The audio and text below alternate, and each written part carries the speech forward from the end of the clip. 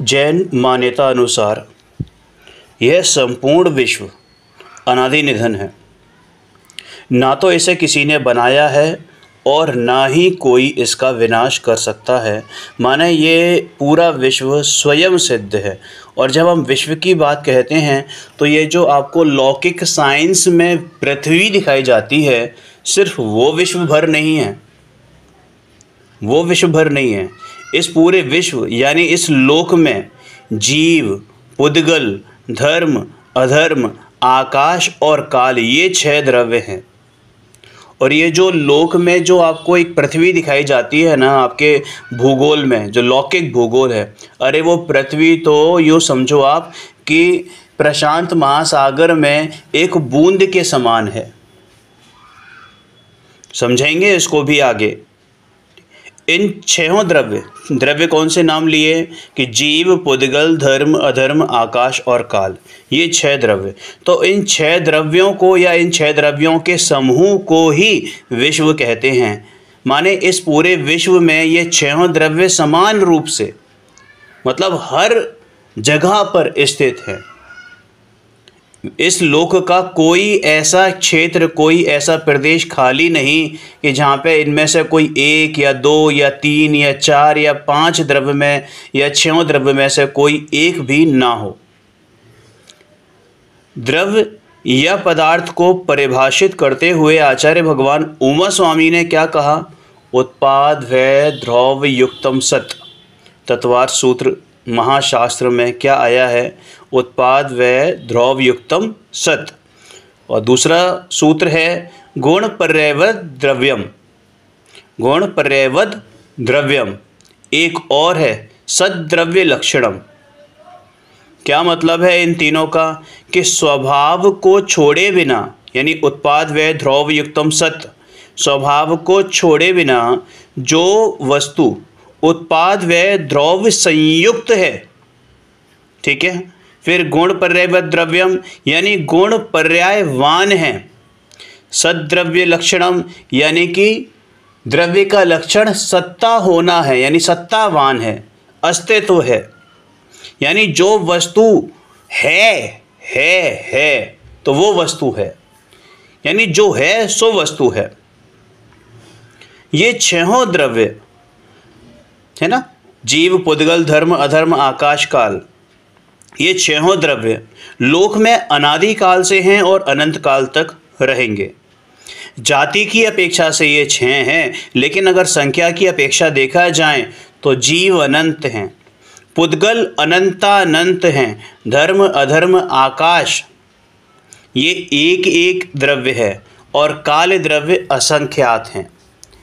इन द्रव्यों के समूह रूप विश्व, इन द्रव्यों का जो समूह रूप विश्व है वो उत्पाद स्वरूप होकर भी अनादि है और वै रूप होकर भी अनंत है। आचार्य भगवान कुंद ने प्रवचन सार के गे अधिकार में इसका प्रतिपादन बहुत शानदार तरीके से किया है। बाकी इसके अलावा पंचास्तिकाय संग्रह में भी इसका विस्तृत विवेचन किया गया है।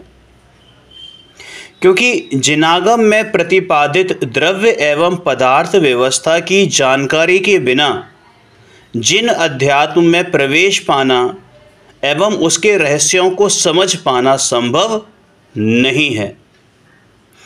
अब ऊपर जो धर्म और अधर्म हमने शब्द लिए, लौकिक रूप से अगर बात करें तो इन धर्म और अधर्म को लोग क्या समझते हैं कि शुभ और अशुभ, सम्यक्त्व मिथ्यात्व, पुण्य पाप, कर्तव्य अकर्तव्य, ऐसे अनेक अर्थों में प्रयुक्त होते हैं। लेकिन जो अब प्रकरण चल रहा है यहाँ पर अपनी जो ये शब्द हैं इन्होंने अपनी स्वतंत्रता कायम रखी है, इनकी अपनी स्वतंत्र व्याख्या है। यहाँ ये पारिभाषिक शब्द के रूप में प्रयुक्त हैं। जो अब क्या है धर्म द्रव्य की बात करें तो क्या है? बाल बोध में हालांकि सबने पढ़ा है, लेकिन फिर भी एक बार रिवाइज करते हैं। तो धर्म द्रव्य क्या है कि जो स्वयं स्थित रहते हुए, धर्म द्रव्य, हाँ, जो स्वयं गमन करते हुए, कौन गमन करता है? धर्म द्रव्य नहीं, जीव और पुद्गल की बात है। तो जो स्वयं गमन करते हुए जीव और पुद्गलों के गमन में निमित्त बनता है उसे धर्म द्रव्य कहते हैं। यानी जीव और पुद्गल जब स्वयं गमन कर रहे हैं तो उसके गमन में जो निमित्त है उसे क्या कहते हैं? धर्म द्रव्य कहते हैं। और ऐसे ही जो स्वयं स्थित होते हुए जीव और पुद्गलों की स्थिति में निमित्त बनते हैं उसे अधर्म द्रव्य कहते हैं। इसको बहुत मोटे मोटे तौर पर एग्जाम्पल से समझाते हैं कि जैसे पानी में तैरती हुई या तालाब में तैरती हुई मछली, तो तालाब का पानी क्या है? क्या तालाब का पानी ही उसे तैरा रहा है या मछली की स्वयं की सामर्थ्य है? कि मछली की स्वयं की सामर्थ्य है। लेकिन ऐसा दोनों का संबंध है कि जहाँ पानी है वहाँ पर, या जहाँ मछली है वहाँ पर वो क्या होगी? पानी होगा ही होगा। ठीक है ना? ऐसा सामर्थ्य है। लेकिन चल कौन रहा है, तैर कौन रहा है? कि मछली स्वयं तैर रही है। अब कोई कहे कि साहब पानी ने तैराया, तो पानी ने जब मछली को तैराया तो लोहे को भी तैरा सकती है। लोहे का एक भारी गोला डालो तालाब में, तैरा के दिखाओ उसे। तो जिसमें उस रूप तैरने की है ना, फ्लोट करने की सामर्थ्य होगी वही तो करेगा। क्लियर है? और ऐसे ही जब हम अधर्म द्रव्य की बात करते हैं तो स्वयं स्थित होते हुए, मतलब जीव और पुद्गल जब स्वयं स्थित होना चाहें या स्थित हो रहे हैं, ठीक है ना, तो और स्थित हो गए तो उस समय कौन निमित्त है? कि अधर्म द्रव्य निमित्त है। जैसे बहुत तेज़ धूप हो रही है और हमें दूर जाना है, पैदल पैदल चल रहे हैं, किनारे पर एक पेड़ है, घना पेड़, गर्मी लग रही है, थोड़ी देर सुस्ताल है, तो उस पेड़ के नीचे जाके हम छाया में बैठ गए तो हम रुक गए, या उस पेड़ ने रोका, तो वो जो पेड़ है वो अधर्म द्रव्य की तरह कार्य कर रहा है। मतलब वो अधर्म द्रव्य नहीं है, हम सिर्फ एक एग्जाम्पल है कि वो अधर्म द्रव्य की तरह कार्य कर रहा है ना। लेकिन रुके तो हम स्वयं अपनी योग्यता से। और ये चलने और रुकने का जो व्यवस्था है ये किस में होती है? ये योग्यता, इसको कहते हैं क्रियावती शक्ति। क्या बोलते हैं? क्रियावती शक्ति। ये सिर्फ जीव और पुद्गल में होती है। ठीक है। अब जो 6 द्रव्य बताए, इनमें 5 द्रव्य तो हैं अजीव और एक जीव द्रव्य है जीव। वो जीव क्यों है? क्योंकि उसमें ज्ञान दर्शन है। बाकी 5 में ज्ञान दर्शन सुख वीर्य नहीं है। जिसमें ज्ञान दर्शन सुख पाए जाता है वो जीव है, और जिनमें ज्ञान दर्शन रूप चेतना नहीं होती वे सब अजीव द्रव्य हैं। ठीक है। मूर्तिक अमूर्तिक की अपेक्षा बात करें तो पुद्गल द्रव्य को छोड़कर बाकी के 5 द्रव्य अमूर्तिक हैं और एक पुद्गल द्रव्य ही मूर्तिक द्रव्य है।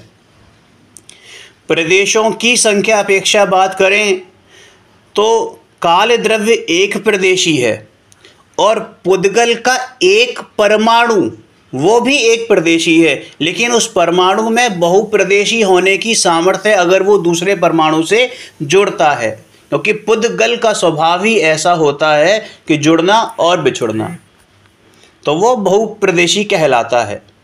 लेकिन अगर वैसे देखें तो काल द्रव्य का एक अणु ही वो, यानी काल द्रव्य ही एक प्रदेशी है, बाकी के 5 द्रव्य बहुप्रदेशी हैं। जिनके बहुत प्रदेश होते हैं उनको कायवान कहते हैं। इस अपेक्षा से ये 5 द्रव्य, काल द्रव्य को छोड़कर 5 द्रव्यों को पंचास्ती काय भी कहा जाता है। क्लियर है? ये द्रव्य गुण स्वरूप, मतलब द्रव्य गुण पर्याय का ऐसा ही स्वरूप है। ये 6 द्रव्य अपने स्वरूप में पूर्ण स्वतंत्र व स्वावलंबी हैं।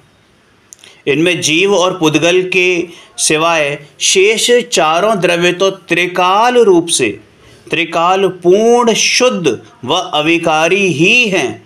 इनमें विकार होता ही नहीं है, माने इनकी पर्याय में भी विकार नहीं होता।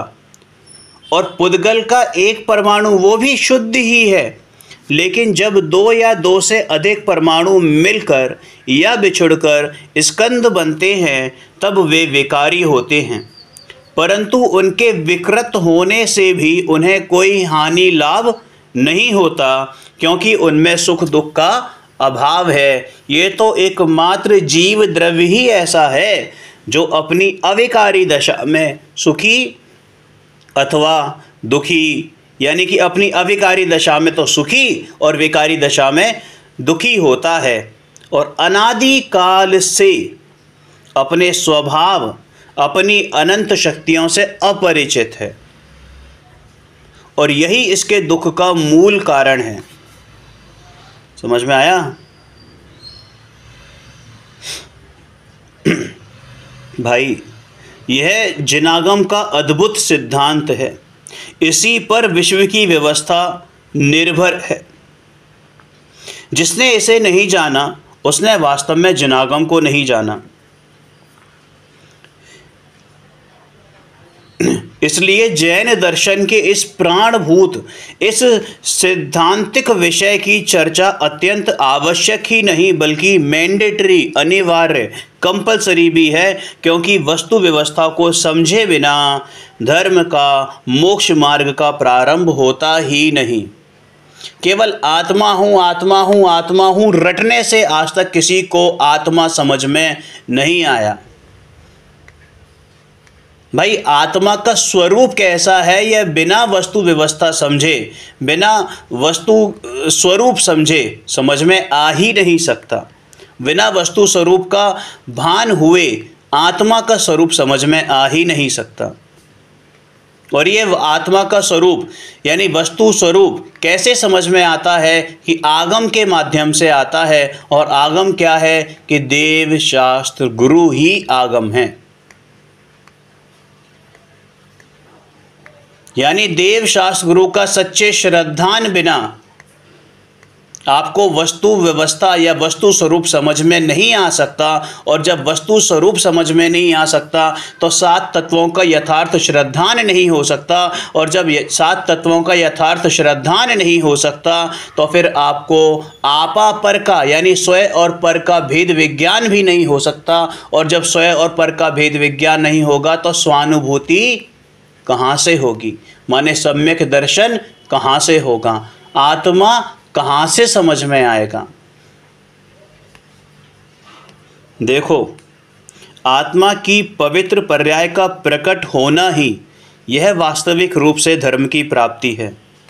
इस दृष्टि से धर्म आत्मा की ही पर्याय है जो आत्मा में ही होती है। चारित्तु खलु धम्मो, है ना, चारित्र ही परमार्थ से धर्म है। धर्म आत्मा से ही होता है, ना पर में होता है ना पर से होता है। और पर्याय का धर्म पर्याय से नहीं होता, द्रव्य से होता है। माने पर्याय पर्याय में से नहीं निकलती, पर्याय के लिए कोई आधार चाहिए, पर्याय के लिए आधार चाहिए, और उसका आधार क्या है कि वो द्रव्य। तो यहाँ पर उदाहरण देते हैं कि जैसे किसी को पुत्र चाहिए तो क्या पुत्र में से पुत्र निकलेगा, या पुत्र का आधार कौन होना चाहिए कि माँ बाप। तो ऐसे ही पर्याय का आधार कौन है कि ध्रुव यानी द्रव्य। धर्म तो पर्याय में से ही प्रकट धर्म। अब ये पर्याय की कैसी विचित्रता है कि धर्म प्रकट तो पर्याय में ही होता है, लेकिन पर्याय की ओर देखने से धर्म प्रकट नहीं होगा। यानी पर्याय के सन्मुख देखने या पर्याय का आश्रय लेने से धर्म प्रकट नहीं होगा, बल्कि स्वयं द्रव्य की सन्मुखता से स्वयं पर्याय में प्रकट होता है। पर का तो आत्मा में सर्वथा अभाव ही है, अतः पर के आश्रय व पर सन्मुख देखने से धर्म प्रकट नहीं होता। अब जिसको धर्म करना है, अधर्म को दूर करना है, धर्म में होकर सदा सुखी रहना है, उसे तो भाई अपने इस उत्पाद व द्रव्य स्वरूप को समझकर अपने ध्रुव स्वभाव अखंड आत्मद्रव्य पर दृष्टि ले जानी चाहिए। आत्मा में धर्म रूप नवीन पर्याय का उत्पाद है ना, और अधर्म रूप पूर्व पर्याय का व्यय। अब यहाँ पे धर्म अधर्म क्या है, यहाँ पे वो धर्म द्रव्य और अधर्म द्रव्य नहीं है, यहाँ पर धर्म और अधर्म आपकी शुद्ध और अशुद्ध परिणति है ना। तो धर्म द्रव्य रूप आत्मा में धर्म रूप नवीन पर्याय का उत्पाद यानी सम्यक दर्शन कह लो या केवल ज्ञान कह लो, और अधर्म रूप पूर्व पर्याय का व्यय यानी मिथ्या दर्शन, और द्रव्यमय होकर सदा सुखी रहने में अखंड प्रवाह रूप आत्मा के स्वभाव का आश्रय स्वतः आ जाता है। क्लियर है। इस प्रकार धर्म करने की भावना में वस्तु के उत्पाद व द्रव्य स्वभाव की स्वीकृति आ जाती है।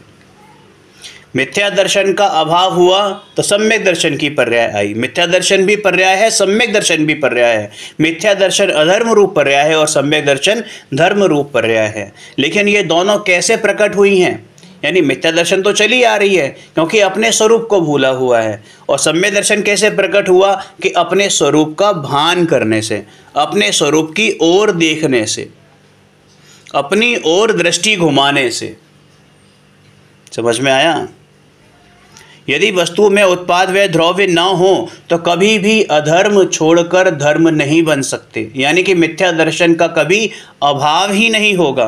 कोई अरिहंत नहीं बनेगा, कोई केवली नहीं बनेगा, कभी कोई सिद्ध नहीं होगा, कोई दुख छोड़कर सुखी नहीं होगा। आत्मा सदा अपने में स्थित रहकर सुखी हो सकता है केवल।